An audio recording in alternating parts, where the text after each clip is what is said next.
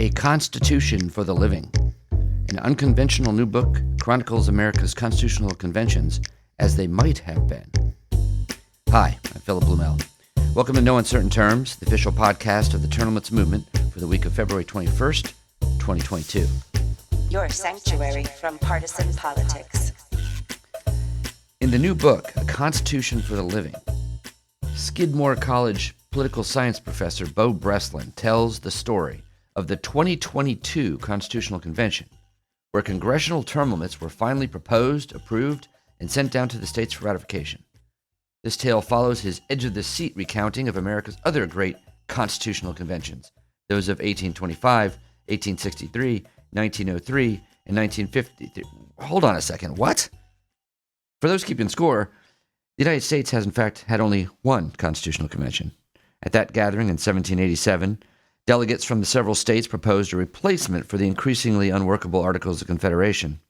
The document the convention produced was a product of its time, influenced by the Enlightenment liberal ideas of the movers and shakers of that age. The success of that convention and the Constitution it produced has led to imitators across the globe and across time. Although we have seen about 150 constitutional conventions of one kind or another at the state level, a national convention as in 1787 was never repeated in the United States. But what if it were? After all, Thomas Jefferson, a contemporary of the 1787 convention, argued that much of the legitimacy of the new Constitution came from the fact that the generation that authored it would have to live under it. Not only was the U.S. Constitution a product of its time, he suggested, but it should be. As one generation should not control another, each generation should write its own Constitution. Well, sorry, Mr. Jefferson, I don't buy that. Neither does Beau Breslin, as it turns out. We'll get to that. But what if Jefferson's idea is the starting point of Breslin's brain teaser, what-if story of speculative history and speculative politics? Hence the book's subtitle, Imagining How 5 Generations of Americans Would Rewrite the Nation's Fundamental Law. Breslin lays out the genuine historical background in each of the eras surrounding his imaginary conventions. The conventions are populated by those generations' leaders, real historical figures that he enlists to tackle the issues they championed and that characterized their times. Notably, Breslin's 2022 convention delegate, who introduced and shepherded the congressional term limits proposal, is Philip Blumel, president of U.S. Term Limits. That's right, me. I spoke to Beau Breslin on the phone last week. Hey, Beau, welcome to the program, No Uncertain Terms. Thanks, Philip. Thanks for having me. I read your book over the holidays, and I loved it. It was a fascinating bit of, well, I don't know. And I was thinking about what to call the book before this podcast. I think I settled on speculative history. Is that fair? That is totally fair. Yep. Because what you're doing, I guess, is really taking your knowledge of history, which is extensive on this subject, and then making positing some possibilities, right? Correct. So where did this book come from? I spent a lot of time thinking about the American founding. I'm a big fan of the founding fathers, and it's fairly well known, Philip, that there was this interesting debate between Madison and Jefferson. And at one point, I was talking to a student at Skidmore, and we just kind of stumbled on the fact that what if Jefferson had won the debate between Madison and he about generational constitutions. And the basic argument of the book is that imagine we live in a Jeffersonian world in which every generation or so writes a new constitution. What would those constitutions have looked like in American history? Right. So what I did was simply imagine constitutions throughout American history and write the stories of the convention. Interesting. Have you done any other work outside of this book on conventions and constitutional amendments?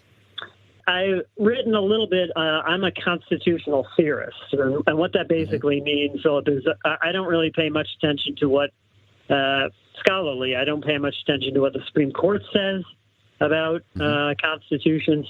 I'm much more interested in constitutions as documents that kind of order our political lives. And so I've written about Constitution, the American Constitution, throughout my career, but I've never done anything quite like the speculative history. So this is a first for me. I did not get the sense from reading this that you were advocating for the Jeffersonian, frequent conventions, or any particular issue, or even actually constitutional conventions in general. Am I right, or did I miss something? No, you're absolutely right. I like to think of myself as a Madisonian.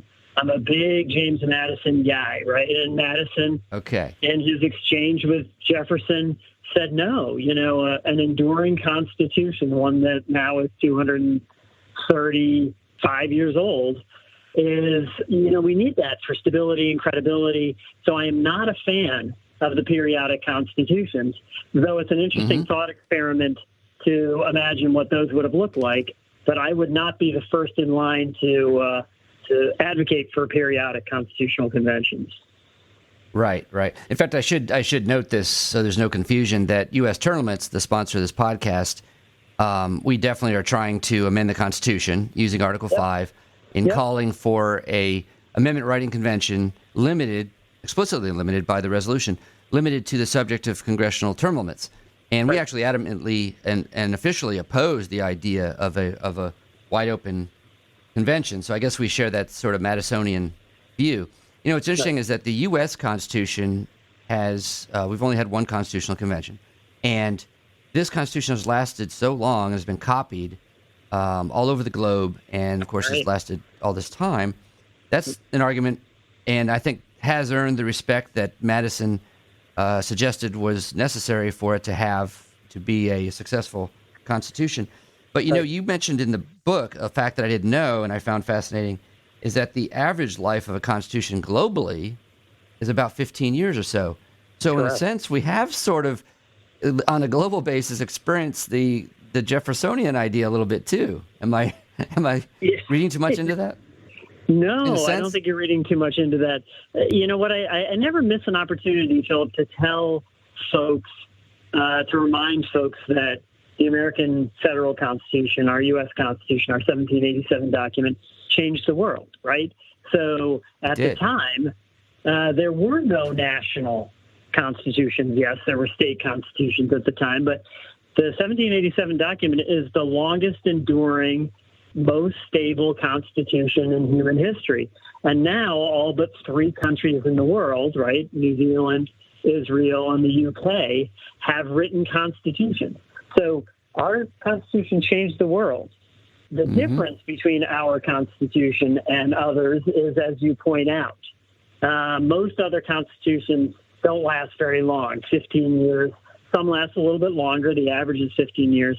But our Constitution is kind of a testament to Madisonian thinking. And I, too, am not, as I said, I am not a fan of periodic constitutional conventions. And when you are going to get together for an Article 5 convention, it has to be targeted. So term limits would be one of the most obvious, and for me, one of the best, kind of low-hanging fruit in terms of changing the constitutional document. Yeah, I noticed that term limits showed up even in the earliest conventions in your book. And, of course, it showed up in the original real convention of 1787. And we'll get to that in a second. You wrote about, I almost don't want to call them imaginary because there was so much factual information I got out of each of these constructed conventions. I'm almost thinking of them as real now as after reading your book. But you created conventions of 1825, 1863, 1903, and then 2022, right? 1953. Which was your 1953? 53. I missed 53. Sorry. Yeah. And which was your favorite in constructing? Which was most fun? Well, so that's a great question. Nobody's asked me that question before, and I have to tell you, my favorite was the 2022 chapter, but not for the reasons that most people would assume. Right. So most people would assume that the 2022 imaginary convention was my favorite because it's contemporary, because it kind of speaks to the issues of the times. It's the one that you and I are living through. You're a historian. I didn't think that. Right. Right. So that wasn't the reason why. The reason why I liked the 2022 convention was because the process that I had in crafting the narrative and imagining the 2022 convention was so different. And I'll explain it simply this way. In 1825, 1853, 1903, 1953, I could use real, historical figures to tell the stories of, what those conventions would have looked like. But in 2022, I have to use real people, right? I can't be using the Booker T. Washingtons or the Daniel Websters like I used before, those who are long dead. I had to use real people. So it was a totally different process to call up folks like you, and I'll use Mike Bruni as an example. Michael Bruni is the executive director of the Sierra Club. Right. I had never met him, but there's no doubt that if there was a convention at the moment, there'd be some conversation about environmental factors. And sure. I had to call him up, and he had to be a partner with me like you were a partner with me for term limits. So right. It was just super fun to connect with folks like you who really know what they're talking about and are interested in these targeted ideas.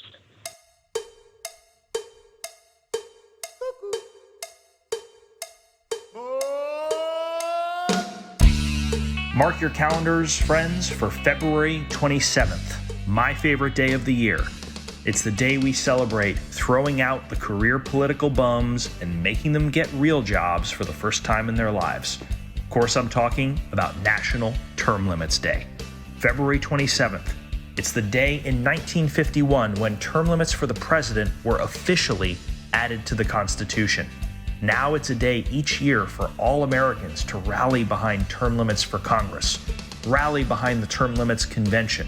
We talk to our legislators, we wave signs, we write letters to the editor, we post on Facebook and Twitter, we sign new people up to volunteer for term limits on Term Limits Day. If term limits are good enough for the president, for governors, for state legislators, for mayors and school board members, and city council members, what makes Congress so special that they can serve for life?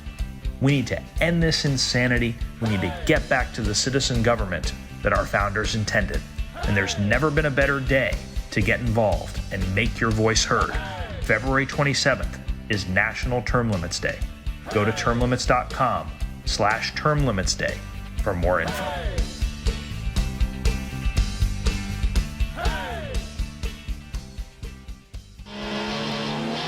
Let's go back to term limits now.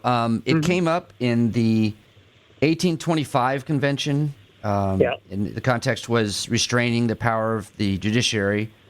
It came up in several, just almost every single one in some context. Even if something didn't pass, it at least came up as part of the debate. In the 1953, you did have the presidential term limits enacted. Correct. Or proposed, I should say. This is a convention. So that's fascinating. So what is it about term limits that you think is so natural part of this process that it would keep reoccurring throughout all American history? Well, I think there's I think a couple of things. One of which is a profound, how do I put it, skepticism about people in power. And Americans are skeptical of folks in power, and they're even more skeptical about folks in power who want to extend that beyond what most people believe is a reasonable amount of time. And so throughout history, if you take, for example, we'll go through them quickly, the 1825 judiciary term limit question, a fair number of people in 1825 would have been somewhat upset with the way in which the Marshall Court had kind of taken the Supreme Court to a different plane, right? And so gained so much power for the federal government that most people would have been pretty aggravated, especially sort of Jacksonian populists would have been pretty aggravated by the power of the federal judiciary in 1825. And so it's logical, Philip, at that point, for folks to say, if they're sitting down and writing a convention, to think about term limiting federal court judges. A lot of states had term limits for state court judges. Why not have them at the federal level? And then, of course, in 1953, right, as I sit there and imagine what conversations would have happened in the 1953 Constitutional Convention. So you have FDR. FDR dies 82 days into his fourth term. Now the question becomes, okay, do we pass a constitutional amendment like we have, or do we, if there's a convention right on the horizon, do we wait for the convention? And I argue that they would have waited for the convention because there was no chance of having another FDR in the interim between 1945 and 1953. And so, but they absolutely would have wanted to limit the number of terms the president can have at the 1953 convention. It is now logical, in light of all of the history, in light of the fact that I argue that most people will argue that Congress is not as effective as it used to be. It is logical, if there was a convention in the next decade, that term limits for congressional representatives, both House and Senate, would be one of the first things that they talk about at a constitutional convention. Right. And of course, that passes at the 2022 convention. Yeah. So, that's great. You only have three institutions in 1825, 1953, and 2022. All three of them were dealing in some way with the three major federal institutions and term limits. Which convention then was maybe the most difficult one to create? Yeah, so that too is a great question. And I should tell your listeners that these dates are not random, right? So just so everybody knows, Jefferson argued that every 19 years, that's when a generation turns over. I was not going to write a book where there was a constitutional convention every 19 years. That was both indulgent and boring. So what I did was I just simply took the life expectancy of the average American at the time of the convention and pushed it forward to see when the next convention would be. So, for example, in 1787, the average life expectancy of a white male was 38 years, which puts me at 1825.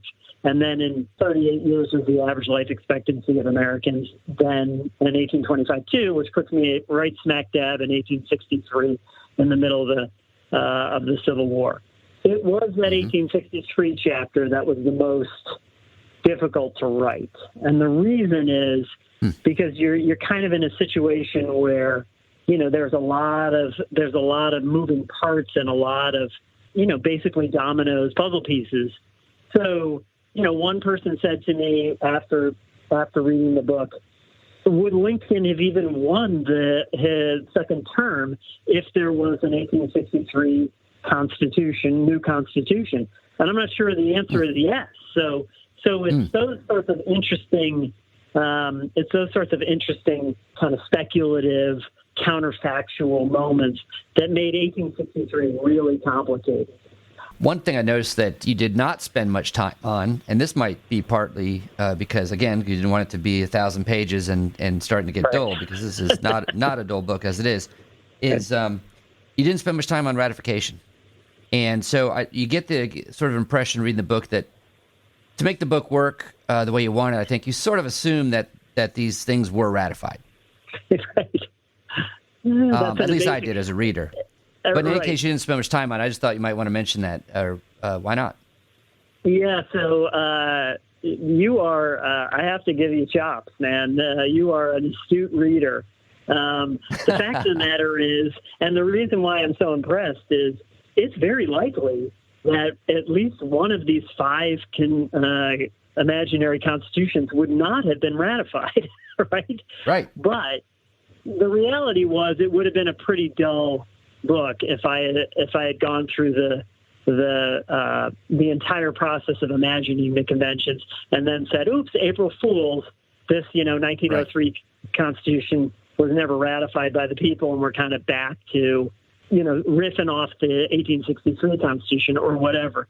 And so I kind of I just kind of took the liberty of assuming that each Constitution would have been ratified. But good noticing that because it's very possible one would not have been. Yeah, oh, definitely. But I think that was the right call. And, it's funny as you're reading this book, because it's it's a thought-provoking book. I mean, you made these judgments and speculations and used your imagination in the context of history, and it encourages the reader to do the same thing. So I find myself, as I was reading it, thinking like, oh, I can see why you left that out, or I would like to do this, or boy, I would have done that. And so it encourages us to think about it in those terms, too. That's the impression I got from it. And that's one thing that, for me, made it a very enjoyable book. Well, I'll tell you what, I appreciate you sharing some more detail about this, and I definitely appreciate being included in the book as a delegate at a convention that I would love to do in reality more than just about anything. Oh, yeah. So I can live it vicariously through an imaginary version of myself until it actually happens, I guess. So I thank you for mentioning our organization and myself personally, and I enjoy the book.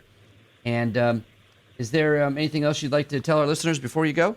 Yeah, the fact of the matter is I'd like to, sort of publicly express my deep gratitude not only to you. You and I did not know each other from a hole in the wall when I called you up and said, would you be an imaginary delegate? And you were gracious and generous enough to say yes. And I can't tell you how much I appreciate that.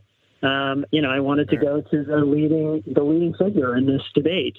I do think term limits is the most likely thing to change at any moment in terms of amendments and or a convention. But I so appreciated the fact that you were eager to step up and kind of play the game in a way that I needed. And so both your organization and you yourself, I can't be more grateful. Well, thank you very much for joining us today. Thanks, Beau. Yeah, sure. Thanks, Philip. Thanks for joining us for another episode of No Uncertain Terms. The term limits convention bills are moving through the state legislatures. This could be a breakthrough year for the term limits movement. To check on the status of the term limits convention resolution in your state, go to termlimits.com/takeaction. There, you will see if it has been introduced and where it stands in the committee process on its way to the floor vote. If there's action to take, you'll see a Take Action button by your state. Click it. This will give you the opportunity to send a message to the most relevant legislators, urging them to support the legislation. They have to know you are watching. That's termlimits.com/takeaction. If your state has already passed the term limits convention resolution, or the bill's not been introduced in your state, you can still help. Please consider making a contribution to U.S. term limits. It is our aim to hit the reset button on the U.S. Congress, and you can help. Go to termlimits.com/donate. termlimits.com/donate. Thanks. We'll be back next week. Find us on most social media at U.S. Term Limits. Like us on Facebook, Twitter, YouTube, LinkedIn, Instagram, and now TikTok.